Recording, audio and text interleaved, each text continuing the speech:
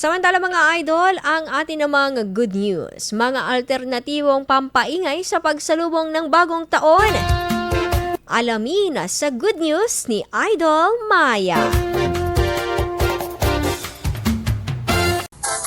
Gustong mag-ingay pero takot sa paputok. Gusto ng masayang pagsalubong sa bagong taon pero ayaw gumastos ng malaki sa fireworks.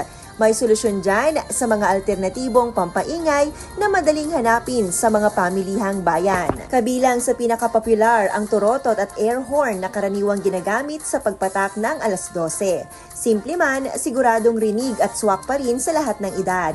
Patok ang mga ito lalo na sa mga bata na hindi pinapayagang gumamit ng anumang uri ng paputok. Bukod sa ligtas, dagdag saya rin sa salo-salo ng pamilya. Ayon kay Stephanie, tendera ng turotot, nagkakaiba ang mga presyo nito depende sa laki at klase.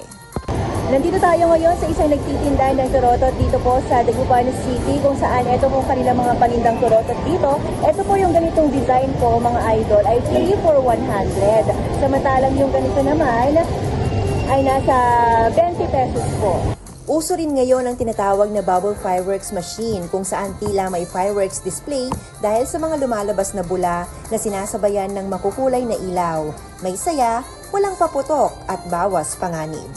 Ayon sa paniniwala, ang pagpapaingay sa pagsalubong ng bagong taon ay nakakataboy ng malas at nakakaakit ng swerte para sa buong taon. Paano mo man piliing magdiwang, huwag kalimutan na mas masaya ang bagong taon kapag ligtas ang lahat. Yan ang ating good news. Ako po si Idol Maya, Tatak, IFM. IFM News. IFM News. IFM News.